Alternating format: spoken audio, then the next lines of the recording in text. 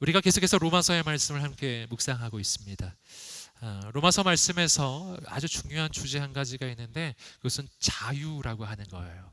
우리가 이 자유에 대한 메시지를 지난 몇 주 동안 함께 나눴던 겁니다. 우리는 죄로부터 자유합니다. 예수 그리스도 안에 있을 때 우린 더 이상 죄의 노예가 아닌 것입니다. 예수 안에 있을 때 우리는 악한 마귀로부터 자유합니다. 우리는 더 이상 마귀의 노예가 아닙니다. 믿으세요? 믿으세요? 선포할 때 한번 대답해 보세요. 나는 더 이상 마귀의 노예가 아닙니다. 아멘. 나는 더 이상 죄의 노예가 아닙니다. 아멘. 한 번 더 선포하겠습니다. 나는 자유합니다. 자유합니다. 아멘. 여러분, 정말 하나님 안에 있는 사람만이 자유한 것입니다. 그래서 구원의 본질을 한마디로 표현하자면 자유라고 할 수 있어요. 주의 영이 계신 곳에는 자유가 있느니라. 진리를 알지니 진리가 너희를 자유케 하리라. 아멘. 여러분 함께 나누었지만 정말 죄인의 인생은 자유한 인생이 아닌 것이죠. 죄인은 자유롭게 죄를 짓고 있는 것이 아니라 죄를 안 지을 자유가 없는 거예요. 죄 말고 다른 길을 갈 자유가 없어요. 오직 죄악의 길만 걸어가는 거예요. 그 자유가 아닌 것이거든요. 여러분, 예수 안에서 우리에게 주어지는 자유라고 하는 것은 이제는 죄를 거절할 수 있게 되었다는 것입니다. 이제는 하나님의 뜻을 선택할 수 있게 되었다는 거예요. 이제는 하나님께서 내게 주신 하나님의 꿈과 비전을 나는 선택하고 그 길을 향해 믿음으로 도전할 수가 있게 되었다는 것입니다. 여러분, 청년의 때 바로 이 하나님 주시는 자유를 누리고 얻게 되기를 주님의 이름으로 축복합니다. 오늘 말씀은 또 한 가지의 자유를 이야기해 줍니다. 그것은 뭐냐면 율법으로부터의 자유입니다. 율법으로부터의 자유를 좀 생각해 보려면 이 복음이 뭔지부터 확인을 해야 되는데요. 이 복음의 내용은 이런 것이죠. 복음이라는 것, 여러분, 이것은 예수께서 2000년 전에 나를 위하여 이 땅에 오셨고, 그리고 그분이 나를 위하여 십자가에 달려 죽으실 때 나의 모든 죄의 대가를 다 치르셨고, 그분이 나를 대신하여 나의 모든 저주를 담당해 주셨고, 그래서 내 인생은 아무런 자격이 없지만, 아무런 조건이 없지만, 나는 아무것도 한 것이 없지만 100% 하나님의 은혜를 받게 되었다는 것입니다. 그리고 내가 구원을 얻는 방법은 하나인 거예요. 나의 노력이 아니에요. 나의 자격이 아니에요. 오직 예수 그리스도를 믿는 믿음으로만 우리는 구원을 얻게 되는 줄 믿습니다. 이게 기쁜 소식이거든요. 이것이 복음이 되는 이유는 그러하기 때문에 자격 없고 조건 없고 부족한 자에게 길이 열리고 문이 열리는 거예요. 그러하기 때문에 바로 어제까지 오늘까지 부족하고 연약한 죄인이었을지라도, 내가 아무리 더러운 죄인이었을지라도, 오늘 바로 지금 이 순간 예수 그리스도를 나의 구원자로 영접하고 100% 그분을 향한 온전한 믿음을 품기 시작할 때요, 그때 여러분, 오늘 우리 인생은 바로 지금 새로운 일이 시작될 것입니다.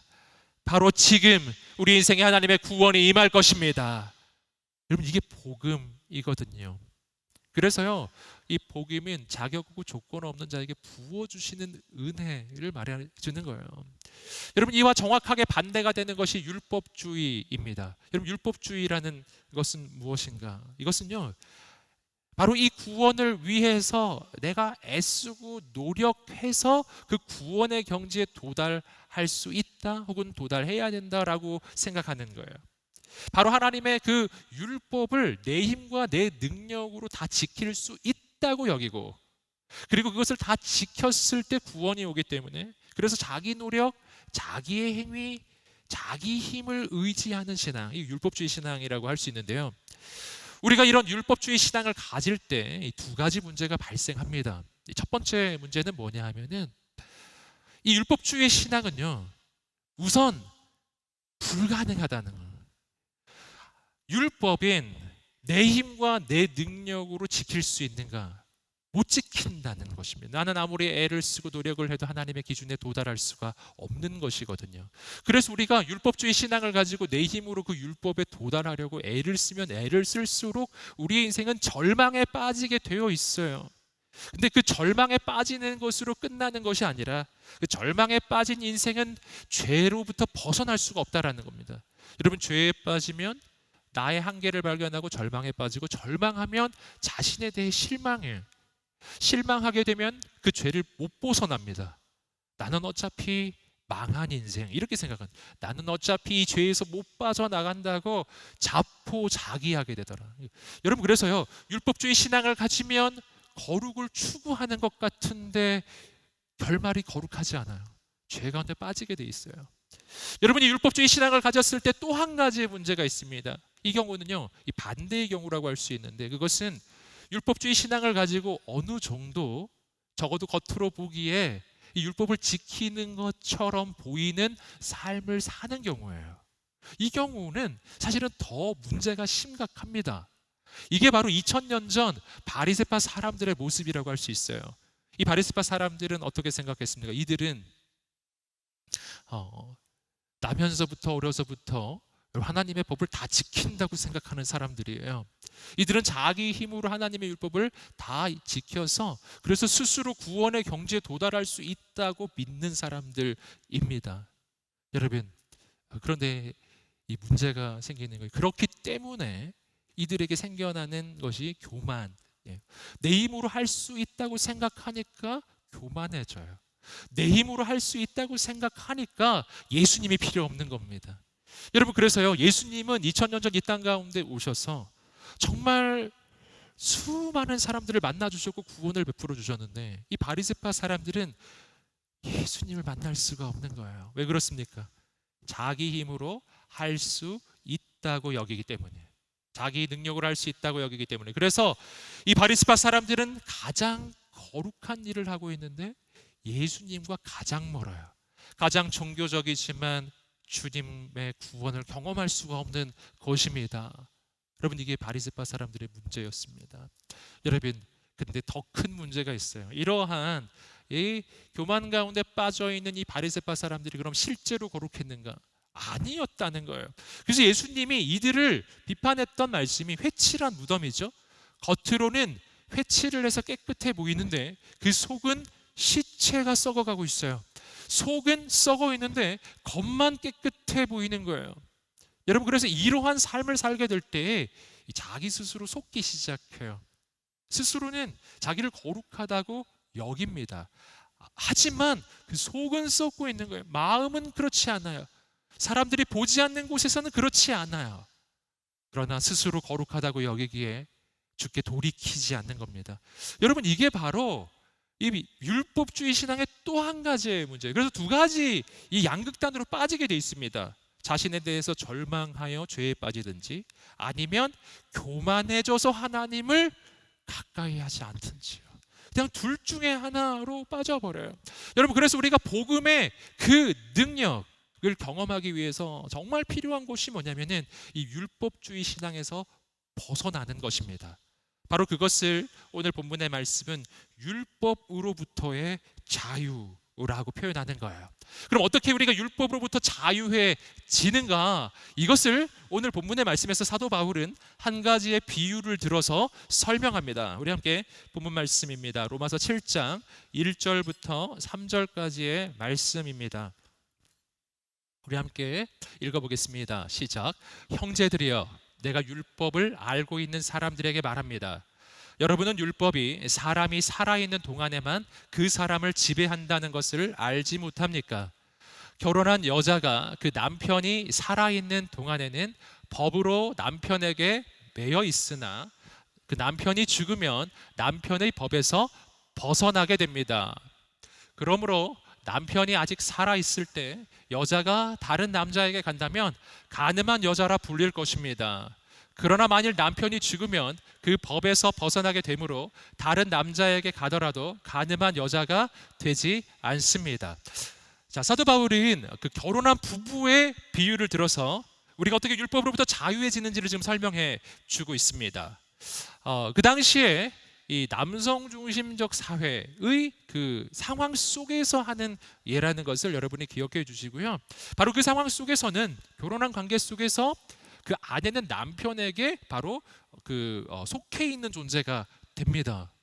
그런데 이 아내가 남편이 아직 살아 있는데 만약 다른 남자에게 간다면 어떻게 된다고요? 오늘 말씀은 그것은 간음한 것이 되고, 그 당시에 법으로 하면 이것은 돌에 맞아서 죽을 수 있는 죄악이었어요. 여러분, 그렇기 때문에 남편이 살아있는 동안 이 아내는 다른 남자에게 갈 수가 없는 것이죠. 그러나 이 아내가 다른 남자에게 갈 수 있는 경우가 있어요. 그것이 오늘 본문이 말하는 것인데, 그것은 바로 남편이 죽었을 경우죠. 지금 남편이 죽은 다음에는 나는 다른 남자에게 가도 그것이 간음이 되지가 않는 것이다, 이렇게 설명을 하고 있는 겁니다. 여러분, 이것은 비유이죠. 여기서 이 아내는 바로 우리들을 가리키고 있는 것이고, 바로 그 아내가 만난 그 첫 번째 그 남편은 바로 율법을 이야기하는 거예요. 여러분, 그런데 그 남편이 죽었다, 이것이 어떤 상황입니까? 이것은 예수 그리스도의 십자가에서 일어난 상황을 이야기해요. 예수 그리스도의 십자가에서 예수님이 나를 대신해서 죽으셨을 때, 여러분, 그것은 예수님의 죽음이 아니라 그분이 날 대신해서 죽으셨기 때문에 나의 과거, 나의 옛자가 죽은 것입니다. 바로 죄의 노예였던 나, 마귀의 노예였던 나, 그리고 율법의 지배 아래 있었던 내가 죽은 거예요. 그렇기 때문에 남편이 죽으면 다른 이에게 갈 수 있는 것처럼, 바로 그렇게 오늘 예수 안에서 나의 과거가 죽고 율법의 지배 아래 있었던 나의 옛자가 죽었을 때 나는 새로운 신랑에게 갈 수 있게 되는 거예요. 여러분, 우리의 새로운 신랑이 누구이십니까? 예수 그리스도이십니다. 그래서 주님이 나의 새로운 신랑이 되어서 이제 우리는 율법의 지배를 벗어나 그리고 복음의 그 능력을 경험할 수가 있게 된 거예요. 이걸 지금 설명하는 비유인데, 여러분, 이것을 사도 바울이 4절 말씀에서 이어서 설명해 주고 있습니다. 읽어보겠습니다. 시작. 그러므로 내 형제들이여, 여러분도 그리스도의 몸으로 인해 율법에 대해 죽은 자가 됐습니다. 이것은 우리가 다른 분, 곧 죽은 자 가운데서 살아나신 분에게 속해 하나님을 위해 열매를 맺게 하려는 것입니다. 아멘. 4절 말씀을 보시면은 그리스도의 몸으로 인하여 우리는 율법에 대해서 죽은 자가 되었다고 해요. 이것이 바로 조금 전에 설명했던 것입니다. 2000년 전 십자가에서 나를 대신해서 죽으신 예수님과 함께 내가 죽음으로써 나는 율법에 대하여 죽은 자가 된 거예요. 예수님이 내 대신 죽으셨기에 나의 과거가 죽은 거예요. 여러분, 그런데 그렇게 끝나는 것이 아니라 그분이 죽은 자 가운데서 다시 살아나실 때 바로 나는 그분과 함께 다시 살아납니다. 여러분, 그래서요, 구원을 받는다고 하는 것을 오늘 성경은 뭐라고 이야기하냐면 거듭남이라고 이야기하죠. 다시 태어나는 거예요. 예수 믿고 구원받는다는 것은 다시 태어나는 거예요. 예수 믿고 구원받는다는 것은 새롭게 창조되는 것입니다. 자, 그 말씀을 다시 한번 확인해 보겠습니다. 고린도후서 5장 17절 말씀 개역 개정으로 읽어보겠습니다. 시작. 그런즉 누구든지 그리스도 안에 있으면 새로운 피조물이라. 이전 것은 지나갔으니 보라 새 것이 되었도다. 아멘.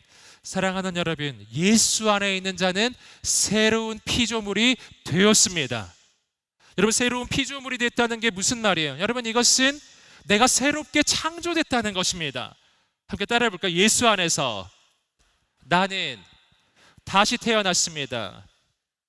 새롭게 창조되었습니다. 새로운 피조물이 되었습니다. 아멘. 여러분, 이것은 우리가 아무리 강조해도 지나치지 않아요. 아무리 강조하고 아무리 강조해도 여러분, 이 말씀은 내가 끊임없이 기억해야 되는 말씀이에요. 내가 새롭게 창조됐다는 게 무슨 뜻입니까? 내가 다시 태어났다는 게 무슨 뜻입니까? 이것은 과거가 더 이상 나에게 영향을 줄 수 없다는 말씀입니다.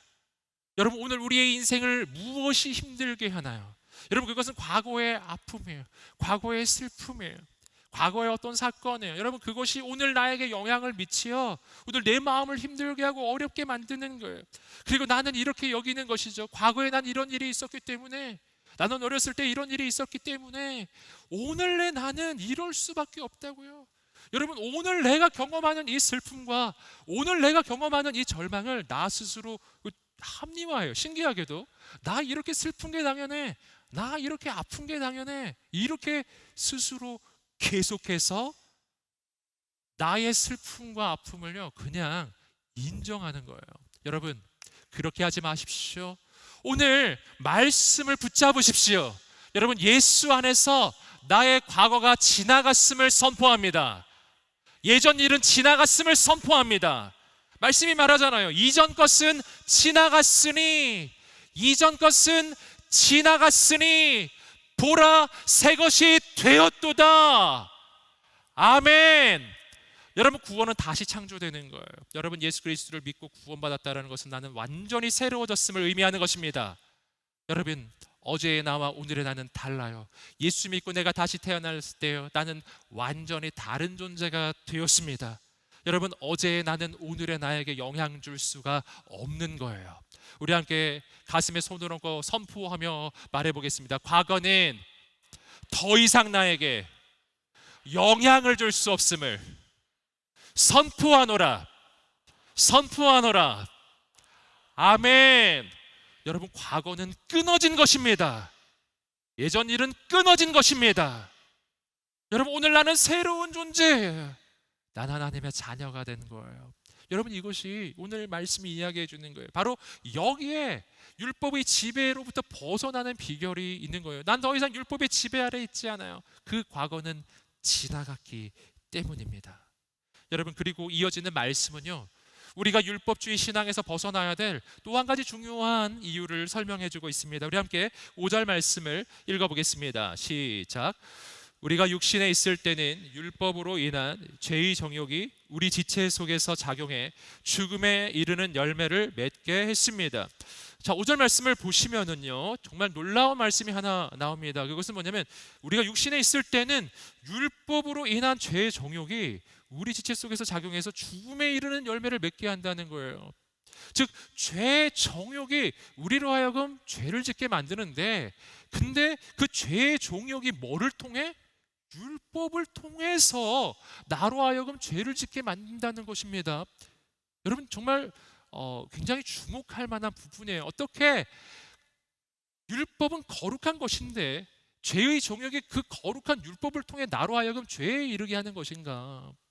여러분, 이것을 좀 아래쪽에서 또 한 번 본문은 이야기해 주고 있습니다. 8절 말씀입니다.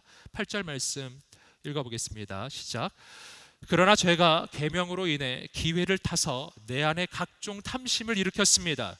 율법이 없으면 죄는 죽은 것입니다. 자, 8절 말씀을 보시면 똑같은 말씀을 좀 패러프레이즈를 해서 설명해 주고 있습니다. 죄가 계명으로 인해 기회를 타서 내 안에 탐심을 일으켰고, 그래서 내가 죄를 짓게 된다라는 거예요. 그러면 죄가 뭐를 통해? 계명을 통해요. 이 하나님의 계명을 통해 기회를 타 내 안에 탐심과 죄악을 일으키더라 라는 것입니다. 어떻게 이런 일이 일어날까요? 그러니까 이 말씀을 조금 바꿔서 이야기하면, 악한 마귀가 나로 하여금 죄를 짓게 만들 때요, 그때 이 악한 마귀가 이용하는 것이 놀랍게도 계명이라는 거예요. 놀랍게도 그게 율법이더라는 것입니다. 어떻게 이런 일이 일어나는가? 성경을 보니까요, 이런 일이 일어난 적이 있더라고요. 가장 대표적인 케이스가 바로 태초의 인간, 바로 하와가 뱀의 유혹에 넘어가는 장면입니다. 그 장면을 우리가 함께 보시겠습니다. 우리 함께 창세기 3장 1절 말씀을 읽어보겠습니다. 시작. 여호와 하나님께서 만드신 들짐승 가운데 뱀이 가장 교활했습니다. 그가 여자에게 말했습니다. 정말 하나님께서 동산의 어떤 나무의 열매도 먹으면 안 된다라고 말씀하셨느냐? 자, 최초의 인간이 뱀의 유혹으로 인하여 죄악으로 넘어가는 장면이에요. 이 장면이 굉장히 중요합니다. 여기서 우리는 악한 마귀가 우리로 하여금 하나님의 말씀을 거역하고 죄악에 빠지게 만들 때에 악한 마귀는 어떤 방법을 쓰는지를 발견하는 것입니다. 근데 잘 보시면은 자, 뱀, 즉 악한 마귀의 대리자인데요. 이 뱀이 하와를 유혹할 때, 죄로 유혹을 할 때 그 뱀이 놀랍게도 하와에게 첫 번째로 이야기하는 것은 하나님의 계명에 대해 말하고 있는 거예요. 근데 어떻게 말했습니까? 이렇게 말했어요. 정말 하나님께서 동산의 어떤 나무의 열매도 먹으면 안 된다라고 하셨느냐? 지금 하나님 말씀을 인용하고 있습니다. 지금 마귀가 인용하고 있는 거예요. 그런데요, 여기서 우리 좀 주목해서 봐야 할 것은 뭐냐면, 이 악한 마귀가 하와를 유혹할 때 그는 하나님의 말씀을 통하여 지금 하와에게 접근을 하는데, 말씀을 있는 그대로 가지고 말하지 않는다는 거예요. 여러분, 지금 마귀는 하나님의 말씀을 인용하기는 하되 그 말씀을 왜곡해서 인용하고 있어요. 맞아요. 분명히 하나님이 선과 악을 알게 하는 나무의 열매를 금하신 게 맞아요. 하지만 하나님은 지금 마귀가 했던 것처럼 이렇게 말하지 않으셨어요. 하나님은 뭐라고 말씀하셨냐면, 하나님은 이렇게 말씀하셨어요. 아담과 하와에게 에덴 동산에 있는 모든 나무의 열매를 너희에게 허락한다. 여러분, 에덴 동산에 그 열매 맺는 나무가 얼마나 많았을까요? 그럼 우리가 좀 착각하지 않아야 되는 것은, 에덴 동산에는 생명나무하고 선악과 딱 두 그루만 있었던 게 아니에요. 둘 중에 하나를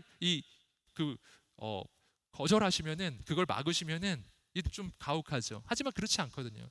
여러분, 에덴 동산은 너무너무 넓고 광활한 놀라운 곳이었어요. 거기는 수십만 수백만의 이 과실을 맺는 나무들이 있었을 것입니다. 하나님은 그 모든 걸 허락하신 거예요. 하나님은 모든 것을 허락하시는 풍요하신 분이에요.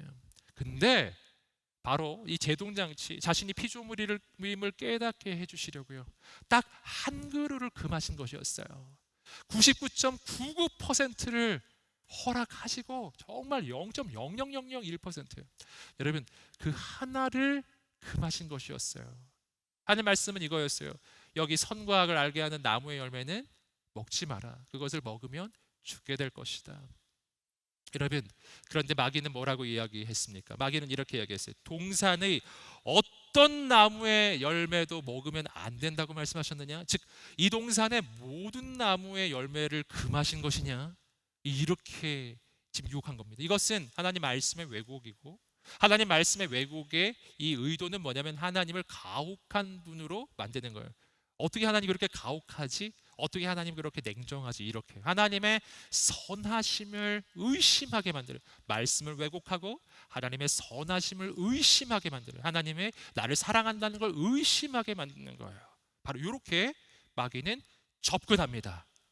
그런데 여기에 대해서 이 하와가 영향을 받아요. 여기 요 장면이 좀 주목해 봐야 됩니다. 이어지는 2절 3절, 창세기 3장 2절 3절 읽어보겠습니다. 시작. 여자가 뱀에게 말했습니다. 우리는 동산에 있는 나무들의 열매를 먹어도 된다.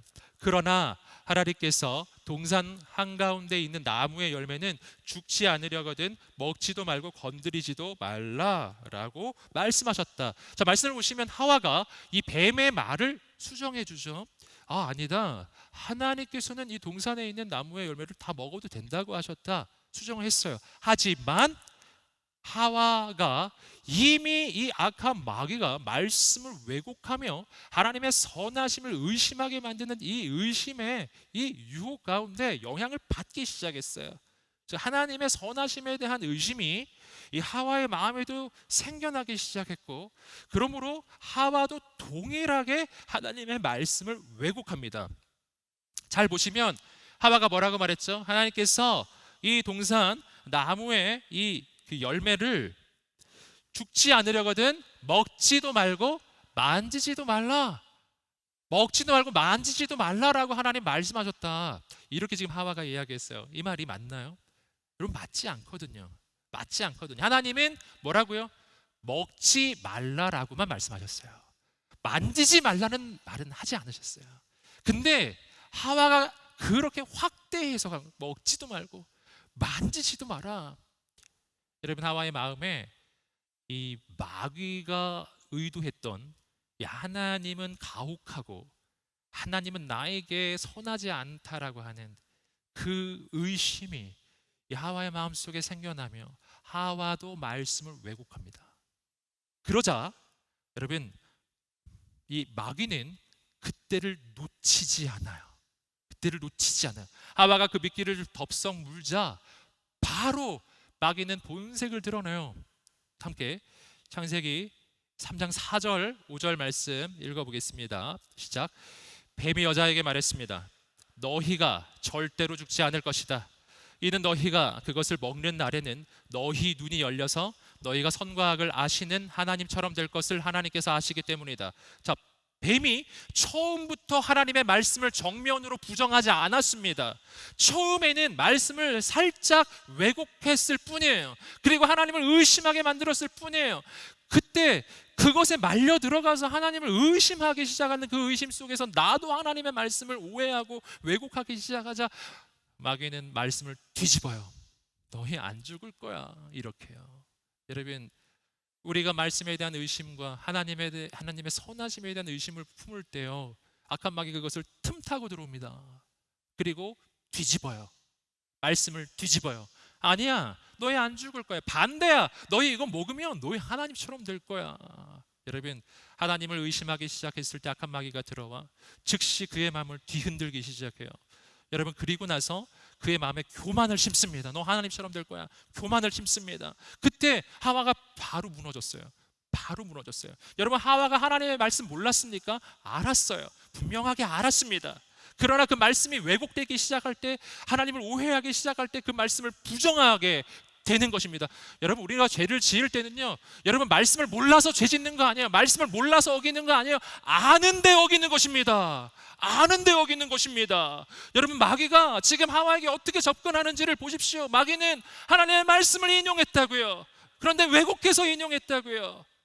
여러분, 오늘 우리의 인생, 여러분 그 어느 순간에나 영적으로 깨어 있으시기를 주님의 이름으로 축복합니다. 깨어 있으시기를 주님의 이름으로 축복합니다. 놀랍지 않습니까? 하와와 마귀는 하나님 말씀을 서로 이야기하고 있었던 거예요. 근데 결론이 뭐죠? 그 말씀을 안 지켜도 된다라는 결론이 나오잖아요. 여러분, 그런데 여기서 저는 한 가지 분명한 사실을 발견합니다. 그것은 뭐냐면 이 과정 가운데 하와가 뭘 안 하고 있죠? 하와가 뭐 안 하고 있죠? 하와가 기도를 하고 있지 않아요. 기도라는 것이 무엇입니까? 하나님과의 대화예요. 저는 이런 생각을 해보았습니다. 만약 하와가 이 대화 가운데 한 번만 하나님께 여쭤봤다면요, 여러분, 성령님은 눈에 보이지 않지만 살아서 역사하셔서 언제나 우리와 함께 하시는 분이신 줄 믿습니다. 만약 하와가 하나님께 한 번만 여쭤봤다면요, 여러분, 하나님 여기 안 계셨을까요? 여러분, 하나님은 눈에 보이지 않지만 언제나 우리와 함께 하시는 하나님이신 줄 믿습니다. 여러분, 성령님은 내가 있는 그 모든 곳에 계시는 무소부재하신 분이세요. 여러분, 성령님은 이곳에 계셨을 거예요. 이곳에 계셨을 거예요. 그리고 간절히 하와가 이 성령님께 한 번만 시선을 돌려주기를, 한 번만 이 성령님을 바라봐 주기를, 한 번만 성령님께 물어봐 주기를 얼마나 기다리셨을까요? 하와야, 나한테 한 번만 물어봐. 나한테 한 번만 물어봐. 이렇게요. 하와가 만약 뱀이 유혹했을 때 하나님께, 하나님, 이 뱀이 하는 말이 맞나요? 한 번만 물어봤다면요. 뱀이 이거 먹으라고, 하나님 이거 먹을까요? 한 번만 여쭤봤다면, 여러분, 한 번만 여쭤봤다면요, 이 대화 가운데 하나님이 전혀 등장하지 않더라는 거예요. 여러분, 이것이 우리가 죄에 빠져가는 순간에 말씀을 보는데 하나님께 여쭤보지 않는 거예요. 나 혼자 자의적으로 해석하며 그 말씀을 거역하기 시작해요. 여러분, 사랑하는 여러분, 오늘 우리 인생 가운데 그래서 기도가 시작되어야 해요. 모든 순간은 기도의 순간이어야 합니다. 우리가 쉬지 말고 기도해야 할 이유는 마귀가 쉬지 않기 때문이에요. 우리가 쉬지 말고 기도해야 할 이유는 악한 마귀가 쉬지 않고 날 유혹하기 때문이에요. 여러분, 매 순간순간 주님께 여쭤보고 매 순간순간 주와 동행하는 여러분 되시기를 주님의 이름으로 축복합니다. 우리 가운데 기도가 타오르게 되기를 주님의 이름으로 축복합니다. 타올라야 합니다. 기도가 활활 타올라야 합니다. 악한 마귀가 끌 수 없도록. 여러분, 그때 우리는 죄악을 이길 거예요. 여러분, 오늘 말씀을 우리는 다시 주목합니다. 마귀는 말씀을 이용해요. 왜곡해서 인용해요. 근데 이때 율법주의 신앙의 문제가 뭐냐면, 이러한 악한 마귀의 말씀의 왜곡과 하나님의 선하심을 의심하게 만드는 바로 이러한 공격에 대해서 율법주의 신앙은 매우 취약하다는 겁니다. 왜냐하면 율법주의 신앙을 가지게 되면 안 그래도 나는 나에 대해 절망하고 있었어요. 안 그래도 나는 이게 불가능하다고 여기고 있었고, 안 그래도 하나님의 말씀 앞에서 실망하고 있었던 거예요. 여러분, 그런 자에게 하나님에 대한 의심을 심기 시작하면 바로 들어가는 거예요. 여러분, 율법주의 신앙은 안 그래도 교만해요. 내 힘으로 뭘 할 수 있다고 여기는 신앙이기 때문에, 안 그래도 교만한 자에게 너 하나님처럼 될 거야 이렇게 교만으로 유혹하잖아요. 여러분, 바로 무너지는 거예요. 그래서 율법주의 신앙이 너무나 취약하다는 거예요. 이 죄악 가운데 바로 빠지는 신앙인 것이기 때문에, 여러분, 그렇기 때문에 우리는 여기서 벗어나야 할 뿐만 아니라 이것을 바꿔서 말하면 율법의 지배에서 벗어나야 한다라는 것입니다. 여러분, 그렇다면 여기 이제 질문이 생겨요. 뭐냐면, 자, 이렇게 율법주의 신앙은 너무나 취약한 것이고 율법의 지배 속에서 우리가 죄에 빠지기가 쉬운데 왜 하나님은 율법을 주셨을까 하는 거예요. 왜 하나님은 그럼 율법 주셨을까? 오늘 말씀은 하나님께서 율법을 주신 이유를 설명해 줍니다. 로마서 7장 7절 말씀 계속 보겠습니다. 7장 7절 말씀입니다. 시작. 그러면 우리가 무슨 말을 하겠습니까? 율법이 죄입니까? 결코 그럴 수 없습니다. 율법에 비춰보지 않았다면 나는 죄를 알지 못했을 것입니다. 율법이 탐내지 말라고 하지 않았다면 나는 탐심을 알지 못했을 것입니다. 또 한 구절을 이어서 보겠는데요, 12절과 13절 말씀입니다. 역시 왜 하나님이 율법을 주셨는지를 좀 설명해 주는 장면입니다. 읽어보겠습니다. 시작. 그러므로 율법도 거룩하고 계명도 거룩하고 의롭고 선합니다. 그러면 선한 것이 내게 죽음을 가져다 주었다는 말입니까? 결코 그럴 수 없습니다. 오히려 죄가 죄로 드러나도록 하기 위해 그 선한 것으로 내게 죽음을 가져왔습니다. 이는 계명으로 인해 죄가 더욱 죄가 되게 하려는 것입니다. 자, 말씀에서 사도 바울은 왜 하나님께서 우리에게 율법을 주셨는지 그 이유를 설명해 주고 있어요. 왜 주셨죠? 본문이 분명히 말합니다. 그것은 우리로 하여금 죄를 깨닫게 하기 위함이에요. 깨달아 보세요. 죄를 깨닫게 하기 위해. 아멘. 이게 율법 주신 이유예요. 그러니까 여기서 우리가 다시 한번 좀 기억해야 할 것은 뭐냐면, 하나님께서 율법을 주셨을 때 이 율법 자체는 우리 인생을 구원할 수는 없다는 겁니다. 율법은 나로 하여금 하나님의 뜻을 깨닫게 하는 거예요. 하나님 앞에서 내가 죄인인 걸 깨닫게 하는 것입니다. 그리고 내 힘으로는 이 하나님의 율법의 기준에 절대로 도달할 수 없다는 것을 나 스스로 깨닫게 하는 거예요. 그러나 이것이 율법의 목적의 끝은 아니에요. 율법의 목적의 최종 목적이 있습니다. 나로 하여금 죄를 깨닫게 함으로 나로 하여금 예수님께로 달려가게 하는 거예요. 내 힘으로 안 되니까요. 내 능력으로 안 되니까. 그러니까 주님을 의지하게 만들려고. 이것이 율법의 기능입니다. 그래서 갈라디아서 3장 24절은 율법의 기능을 정확히 설명해주고 있습니다. 읽어보겠습니다. 시작. 그래서 율법은 그리스도의 때까지 우리를 인도하는 선생이 됐습니다. 이는 우리로 하여금 믿음으로 의롭다고 인정받게 하려는 것입니다. 자, 율법은 뭐라고요? 그리스도의 때까지 우리를 인도하는 선생이에요. 그리스도께로 우리를 인도하는 선생, 이것이 바로 율법의 역할인 것입니다. 여러분, 그렇기 때문에 율법주의 신앙은 사실은 불가능한 형태의 모습인 거예요. 율법을 왜 주셨다고요? 나로 하여금 그 율법을 지킬 수 없음을 깨닫게 하는 것이 율법의 목적인데, 율법주의 신앙은 자기 힘으로 이 율법을 지킬 수 있다고 여기고 있으니 율법의 그 기능과 정확하게 반대가 되는 거죠. 이거는 일어날 수 없는 일이에요. 여러분, 그래서 우리가 여기서 벗어나야 하는 거예요. 여러분, 그런데 자, 이어서 오늘 본문의 말씀은요, 바로 그렇게 우리가 율법의 지배로부터 벗어났을 때, 그때 우리는 그 다음의 삶은 어떻게 되는지를 보여줍니다. 바로 복음 안에서 우리가 더 이상 율법주의 신앙에 머물지 않고 거기서부터 벗어났을 때요, 여러분, 그때 우리의 삶은 얼마나 놀랍게 바뀌는가 하는 거예요. 우리 함께 로마서 7장 6절의 말씀, 오늘 본문의 말씀에서 가장 중심 구절입니다. 6절 말씀 읽어보겠습니다. 시작. 그러나 이제는 우리가 우리를 올가매던 것에 대해 죽었으므로 율법에서 벗어났습니다. 그러므로 우리는 성령의 새로운 것으로 섬기고 문자에 의한 해묵은 것으로 섬기지 않습니다. 아멘.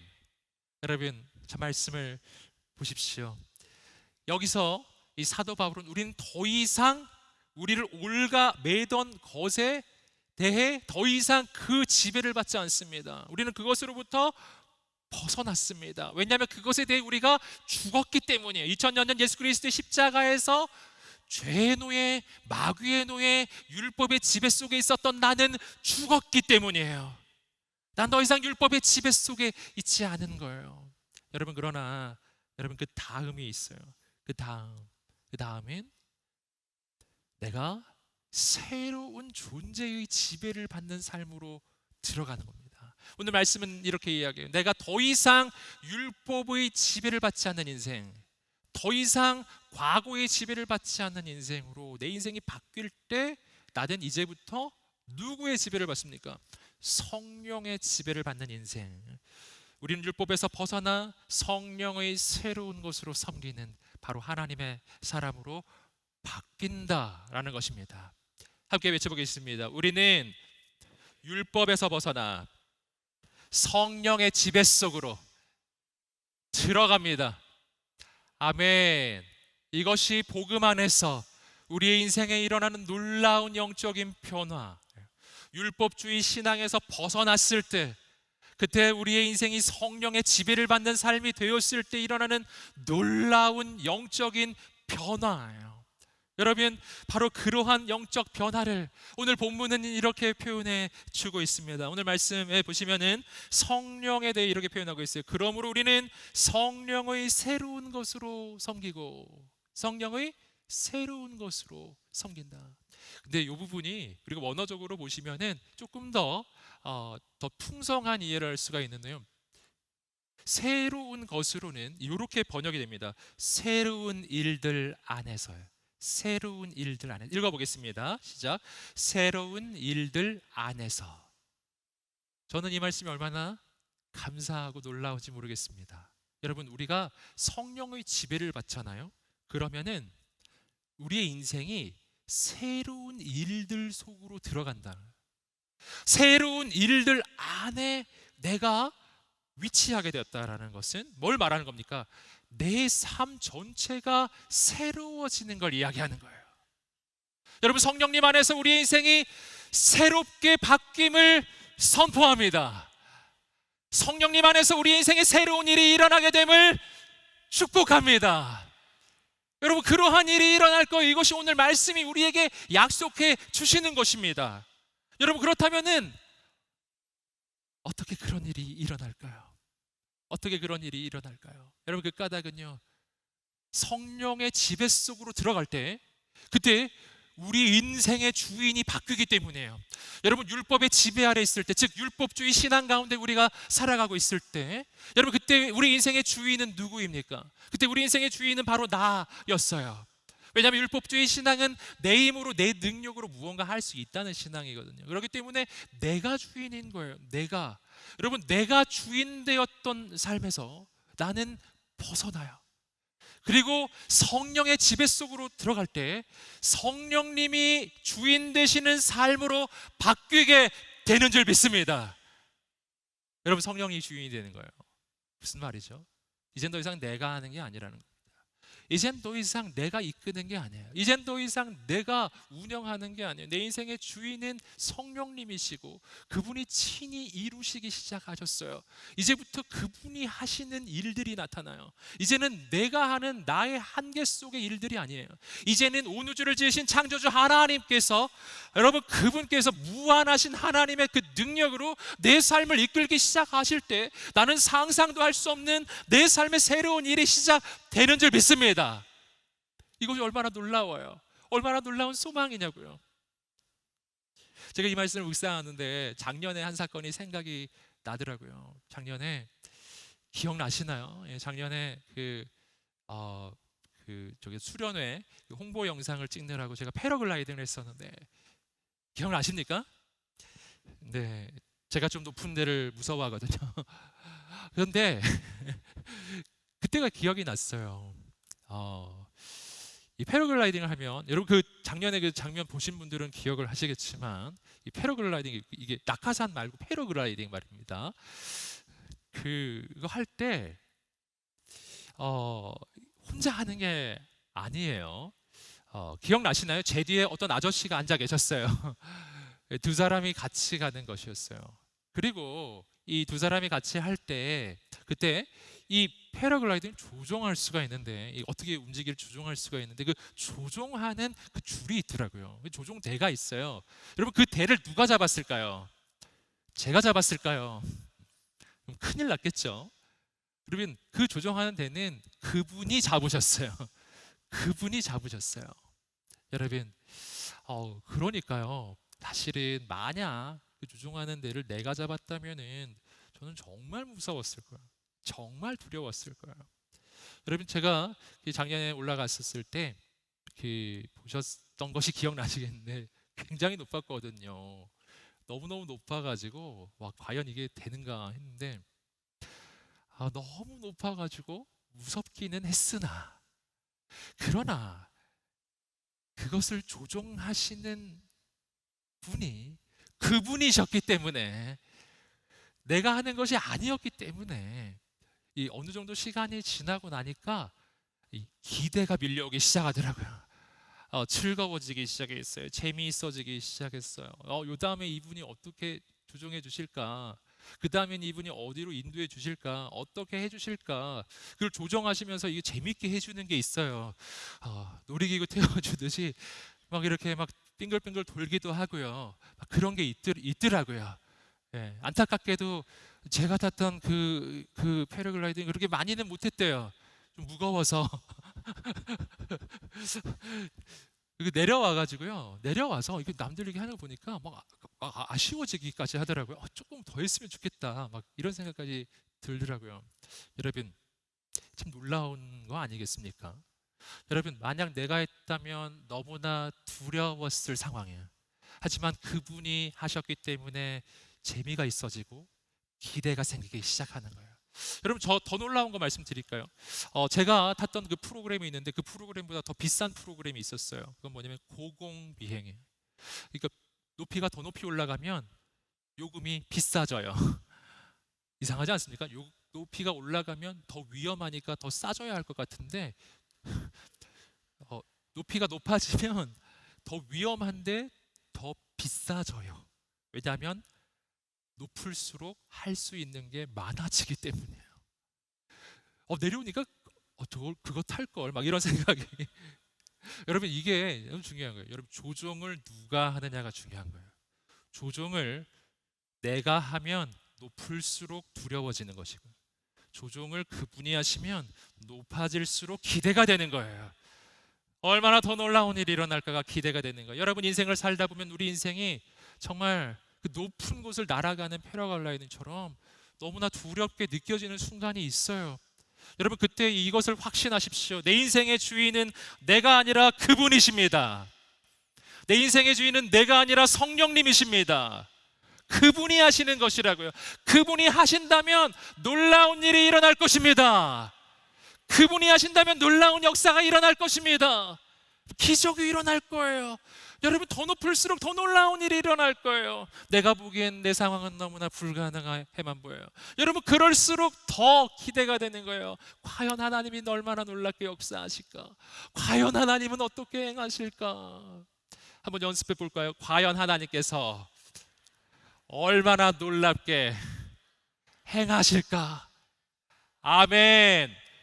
여러분 두려운 순간에 바로 이 멘트를 하나님 앞에 고백하세요.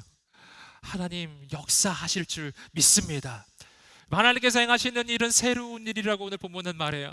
여러분, 하나님이 행하시는 새로운 일은 어떤 일이겠어요? 이사야 43장 18절 19절 말씀은 그 새로운 일을 이렇게 표현해 줍니다. 읽어보겠습니다. 시작. 너희는 이전 일을 기억하지 말며 옛날 일을 생각하지 말라. 보라, 내가 새 일을 행하리니 이제 나타낼 것이라.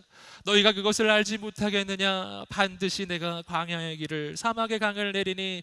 아멘. 여러분, 하나님은 새로운 일을 행하시는 분이신 줄 믿습니다. 여러분, 해 아래에 있는 새 것이 없다고 전도서는 이야기하고 있어요. 여러분, 사람 하는 일에는 새로운 게 없어요. 옛날 일을 반복하고 조금 더 다르게 할 뿐이에요. 여러분, 우리 인생의 새로운 일은 하나님만 하실 수 있으십니다. 새롭다라는 건요, 예측 가능한 일이 아니에요. 새롭다라는 것은요, 예측 불가능한 일을 말하는 것입니다. 상상도 할 수 없는 일이에요. 광야 한복판에서 길이 열리는 꿈입니다. 사막 한복판에 강이 흐르는 꿈이에요. 말도 안 되죠. 홍해 앞에서 홍해가 갈라지는 꿈이에요. 여리고성 앞에서 돌기만 해도 여리고성은 무너지리라. 아멘. 골리앗 앞에서 물맷돌 가지고만 나가도 골리앗은 쓰러지리라. 말도 안 되는, 나의 상상을 넘어서고 나의 한계를 넘어서는 일이 새로운 일이에요. 여러분, 나는 할 수 없을 것입니다. 하나님께서 하실 것입니다. 하나님께서 이루실 것입니다. 그럼 어떻게 해야 되는가? 율법주의에서 벗어나, 율법의 지배에서 벗어나 성령의 통치 속으로 들어가는 거예요. 그리고 그렇게 성령님이 다스리실 때 내 인생에는 더 놀라운 일이 일어나는데 더 거룩해지더라는 겁니다. 우리 함께 마지막입니다. 갈라디아서 5장 18절 말씀을 읽어보겠습니다. 시작. 그러나 만일 여러분이 성령의 인도를 받는다면 여러분은 율법 아래 있지 않습니다. 아멘. 여러분, 우리가 성령의 인도를 받기 시작할 때 우리는 더 이상 율법 아래 있지 않아. 율법의 지배를 벗어난다. 이것이 갈라디아서의 증언이에요. 여러분, 그러나 이것은 우리의 삶의 방종을 이야기하는 거예요. 이야기하는 게 아닌 것입니다.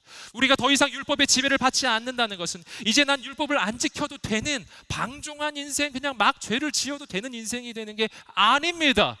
여러분, 복음 안에서 우리 인생은 방종해지지 않습니다.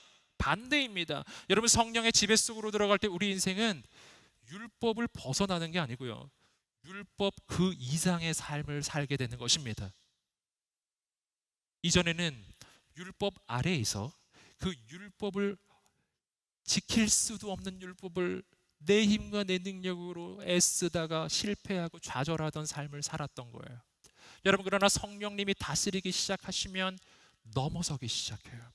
여러분, 왜 성령이 역사하실 때 우리가 율법을 넘어서게 되는가 하면요, 성령님이 나를 통치하시고 다스리기 시작하시면 성령님은 내 안에 새로운 소망을 주시기 때문에, 새로운 열망을 주시기 때문이에요. 여러분, 그때부터는 달라지기 시작해요. 완전히 달라지기 시작합니다. 전에는 죄를 안 짓는 게 너무 어려웠어요. 난 전에는 죄가 너무 좋았거든요. 이 죄를 끊을 수가 없어요. 왜냐하면 좋기 때문이잖아요. 여러분, 그러니까 안 끊어지는 거예요. 그런데 내 인생이 성령의 지배 속으로 들어가고 성령님이 나를 완벽하게 사로잡기 시작하면요, 내가 좋아하는 것이 달라져요. 전에는 죄가 좋았는데 이제는 죄가 싫어지는 겁니다. 전에 내가 너무 좋아했던 건데 이젠 너무 혐오스러워요. 절대 그 길을 갈 수가 없어요. 이것이 날 망하게 하는 걸 내가 분명히 알기 때문에 절대 이 선택을 할 수가 없는 겁니다. 전에는 죄를 안 짓고 하나님의 뜻을 선택하는 게 너무 어려웠어요. 하나님 뜻 선택하는 게 너무 손해보는 것 같았어요. 하지만 성령님이 나를 다스리기 시작하면 달라져요. 하나님이 원하시는 일이 내가 원하는 일이 돼요. 하나님의 소원이 나의 소원이 되고 하나님이 좋아하시는 그 일을 내가 너무 좋아하게 돼요. 그래서 하나님의 말씀을 지키기 시작해요. 하나님의 계명을 지키기 시작하는데 억지로가 아니에요. 그게 바로 나의 소원이기 때문에 난 사랑하기를 원하고, 난 용서하기를 원하고, 난 거룩을 원해요. 난 하나님의 소원을 이루기를 원하는 거예요. 난 한 영혼을 살리기를 원해요. 나를 통해 한 영혼이 회복되기를 원하기 시작해요. 내가 하나님께 좀 쓰임 받았으면 좋겠는 거예요. 전에는 하나님께 쓰임 받는 게 너무 부담스러웠어요. 하지만 이제는 너무 쓰임을 받고 싶은 거예요. 여러분, 내 인생은 달라지기 시작해요. 감각이 달라져요. 선호가 달라져요. 감정이 달라져요. 인생이 달라져요. 여러분, 시선이 달라져요. 주님이 보시는 것을 나도 보고 싶고, 주님이 가시는 곳에 내가 가고 싶은 것입니다. 사랑하는 여러분, 완전히 달라져요. 그때부터는요, 내 인생은 나의 한계를 벗어나는 거예요. 내 인생의 패러글라이딩을 그분이 조종하기 시작하셨어요. 이 패러글라이딩은 높은 산을 넘어가는 거예요. 거룩한 성령의 바람이 불기 시작하고, 그 바람을 통해 나의 삶은, 나의 인생은 날아오르기 시작할 것입니다.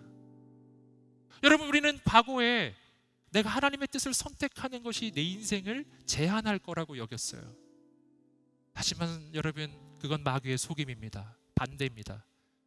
실은 죄악이 나를 제한했던 거예요. 여러분, 우리의 인생이 한계를 넘어서기를 원하십니까? 그렇다면 나의 한계를 넘어서 계신 하나님께 인생을 맡기시기를 주님의 이름으로 축복합니다. 여러분, 더 이상 죄악의 노예로 살지 마세요. 마귀의 노예로 살지 마세요. 율법주의로 살지 마세요. 오직 성령의 지배 속으로 들어가 그분께 인생을 맡겨드릴 때 그분께서 역사하실 것입니다. 아멘. 아멘. 내 인생이 왜 그렇게 힘이 들었습니까? 왜 이렇게 어려웠습니까? 성령님이 주인이 아니셨기 때문이에요. 오늘 이 시간 저는 우리가 간절히 원하는 것입니다. 성령님께 내 삶을 드리는 거예요. 살아계신 하나님께 내 인생을 드렸어. 그분이 나를 다스리실 수 있도록요. 여러분, 청년의 때 이걸 해야 합니다. 청년의 때 해야 합니다. 나중에는 없습니다. 여러분, 하루라도 빨리 해야 합니다. 하루만 더 죄악을 즐기고 내일부터라고 생각하지 마세요. 하루만 더 세상을 즐길 거라고 여기지 마세요. 여러분, 진짜 즐거움은 하나님께 있는데요. 여러분, 더 이상 우리는 가짜에 머물 수가 없는 거예요. 우린 진짜를 붙잡아야 하는 거예요. 저와 여러분의 인생에 변화가 일어나게 되기를 주님의 이름으로 축복합니다. 이 시간에 여러분 좀 도전하겠습니다. 오늘 내가 이제는 죄 지배에서 벗어나기 원해요. 이제는 율법주의 신앙에서 벗어나기 원해요. 나는 성령님의 통치와 다스림 속으로 들어가 내 삶이 한계를 넘어서는 하나님의 역사를 보기를 원합니다. 이 고백이 있는 모든 분들 하나님 앞에 자리에서 일어나 보십시오.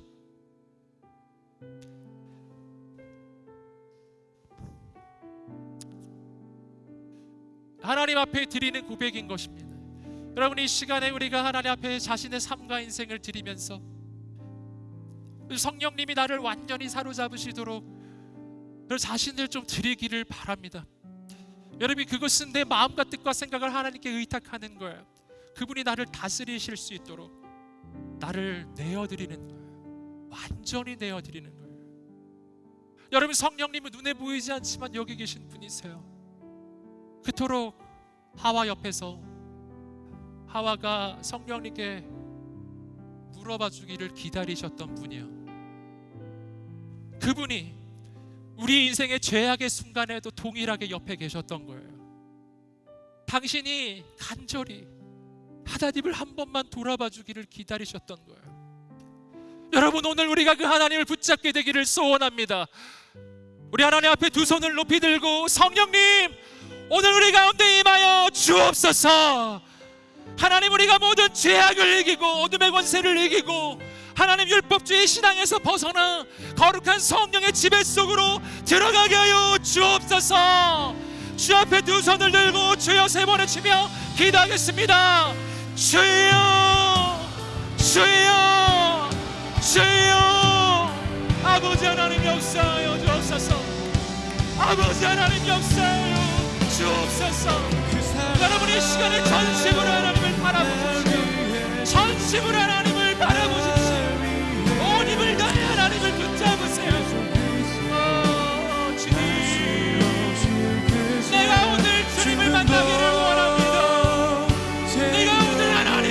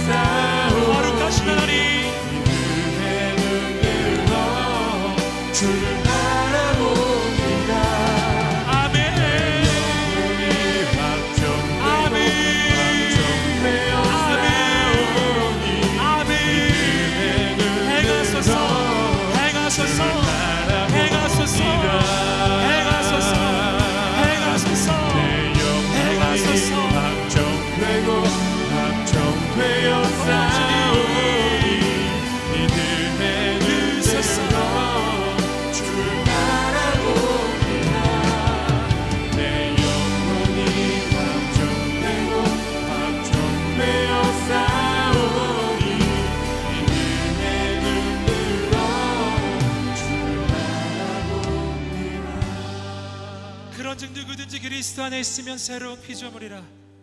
이전 것은 지나갔으니 보라 새 것이 되었도다. 아멘. 오늘 이 말씀이 우리 인생에 이루어졌음을 선포합니다.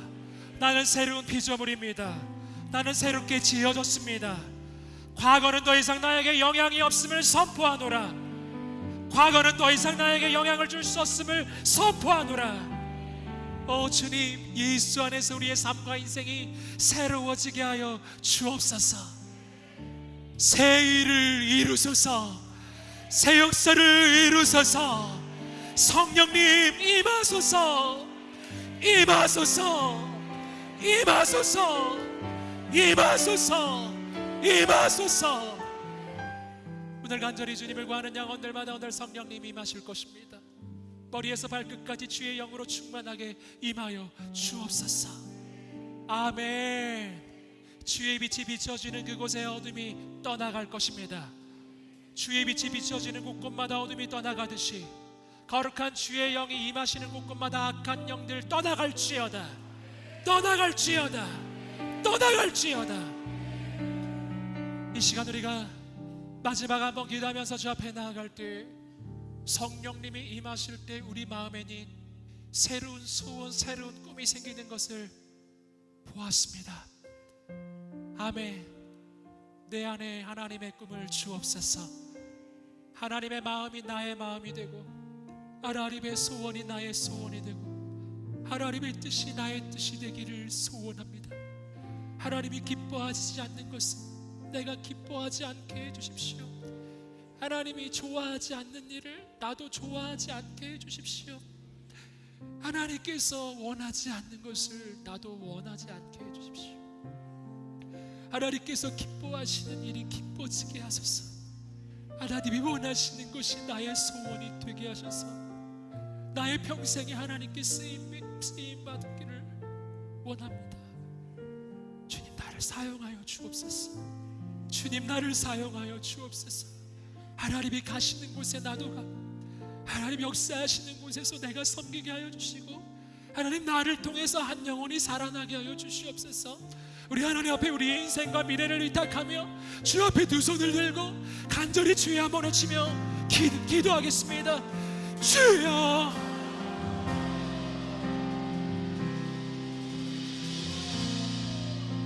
찬양합니다. 주님만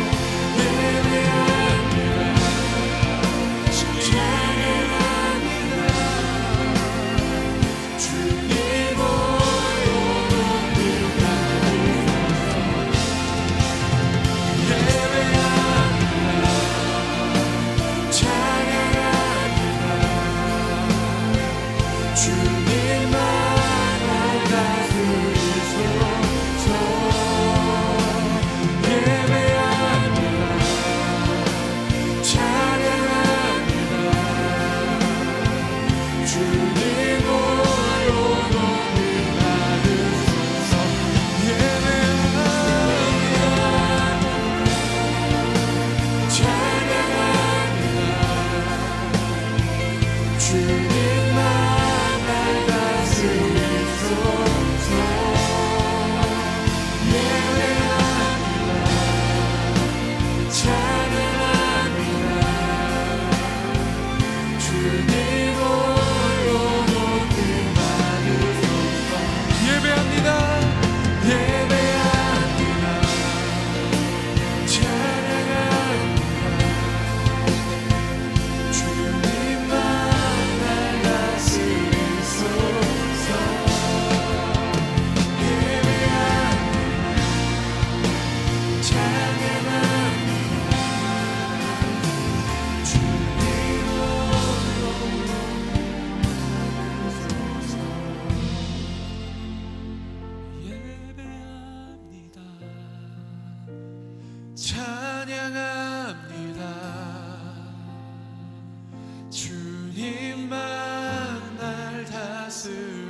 주시소서. 예배합니다. 찬양합니다. 주님 홀로 높이 받으소서. 예배합니다. 예배합니다. 찬양합니다. 주님만 날 다스리소서. 예배합니다. 찬양합니다. 주님 홀로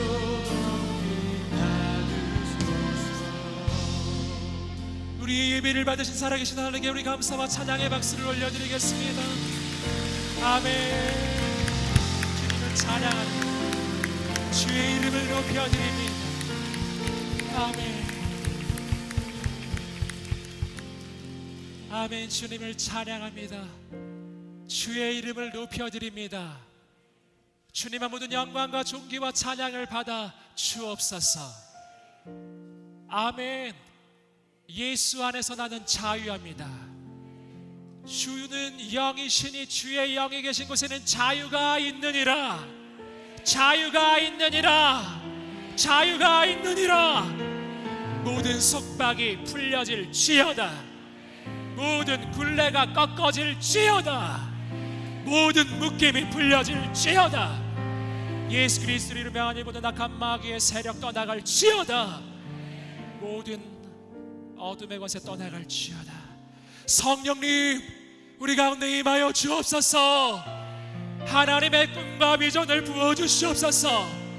거룩한 우리 청년들에게 하나님의 마음을 부어주시옵소서. 이전 것은 지나갔습니다. 내 삶에는 새로운 미래가 시작되는 줄 믿습니다. 아버지 하나님께서 가장 놀라운 역사를 이루시고 이 시대 하나님의 부흥을 위하여 쓰임받게 하여 주옵소서.